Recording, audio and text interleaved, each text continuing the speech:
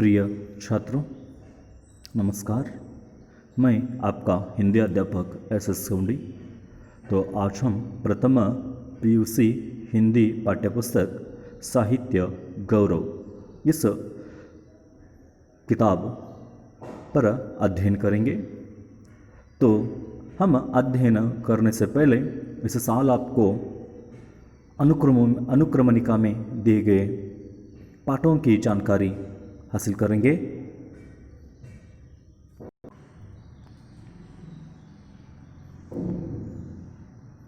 तो यहाँ पर अनुक्रमणिका में प्रथम सोपान, द्वितीय सोपान, तृतीय सोपान, ऐसे 3 सोपान जो है आपके लिए पढ़ने के लिए दिए गए हैं।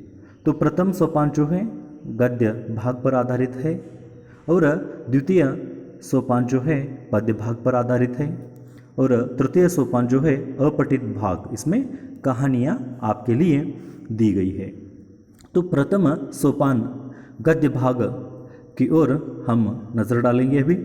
तो इस प्रथम सोपान में गद्य भाग में 10 पाठ आपके लिए इस साल पढ़ने के लिए दिए गए हैं। तो इस 10 पाठों में से पहला पाठ है बड़े घर की बेटी। तो इसको प्रेमचंद्र जी द्वारा लिखा गया है। तो दूसरा पाठ है युवाओं से, इसके लेखक है स्वामी विवेकानंद जी। तीसरा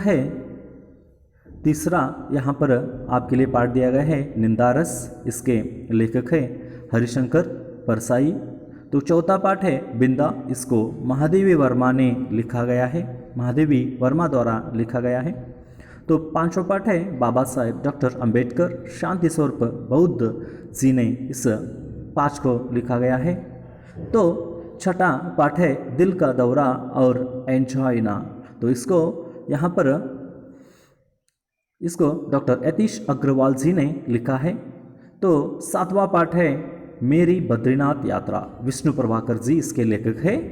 तो उसके बाद आठवां पाठ है यहाँ पर नालायक, तो इसके लेखक है विवेकी राय। तो नौवां पाठ है यहाँ पर राष्ट्र का स्वरूप, वासुदेव शरण अग्रवाल जी ने इस पाठ को लिखा है। तो अब 10वां आखिर का पाठ है रिहर्सल, ओम प्रकाश आदित्य द्वारा लिखा गया है। ऐसे कुल मिलाकर आपको प्रथम सोपान गद्य भाग में यहाँ पर 10 पाठ दिए गए हैं। अब द्वितीय सोपान पद्य भाग जो है, तो उस पद्य भाग में अब मध्ययुगीन काव्य की ओर हम जाएंगे। तो मध्ययुगीन काव्य में 5 काव्य दिए गए हैं। तो उसमें पहला काव्य है कबीरदास के दोहे, तो दूसरा काव्य है तुलसीदास के दोहे और तीसरा काव्य है मीराबाई के पद और चौथा वचनामृत अलम प्रभु, बसवेश्वर और अक्का महादेवी, इनके वचन यहाँ पर आपको पढ़ने के लिए दिए गए हैं। और अब आखिर का 5वां जो है मध्ययुगीन काव्य में रीतिकालीन काव्य रसकान के सवैये आपको दिए गए हैं। तो ये सभी यहाँ पर मध्ययुगीन काव्य होंगे। अब हम चलेंगे आधुनिक काव्य की ओर। तो यहाँ पर आपके लिए आधुनिक कविता में यहाँ पर 8 कविताएं दिए गए हैं। तो उन 8 कविताओं में कुटिया में राजभवन, इसके कवि है मैथिली शरण गुप्त।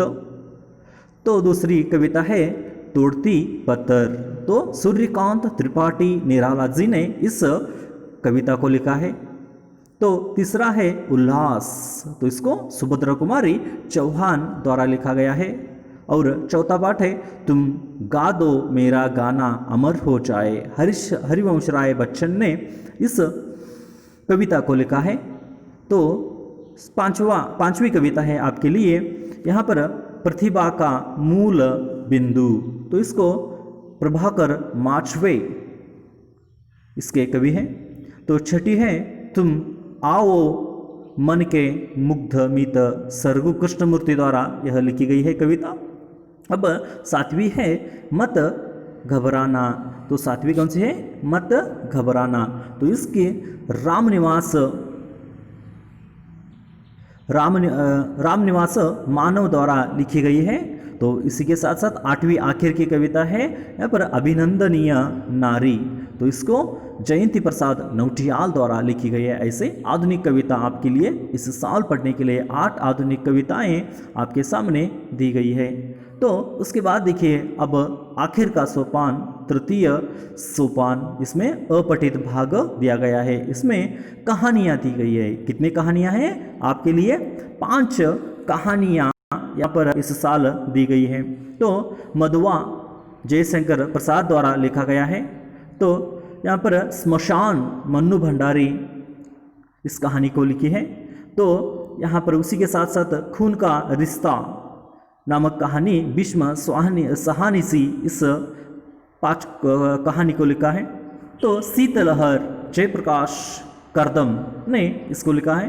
तो सिलिया जो है सुशीला टाकभौरे ने इस कविता को लिखा है। तो आखिर का है छठा दोपहर का भोजन अमरकांत। ऐसे आपको इस साल पढ़ने के लिए कुल मिलाकर प्रथम सोपान, द्वितीय सोपान, तृतीय सोपान, ऐसे 3 सोपानों में यहाँ पर 29 पाठ दिए गए हैं। उन सारे पाठों के अध्ययन हम आगे चलकर आगे आने वाले अवधि में अध्ययन करेंगे। तो आज यहीं पर समाप्त करते हैं। धन्यवाद।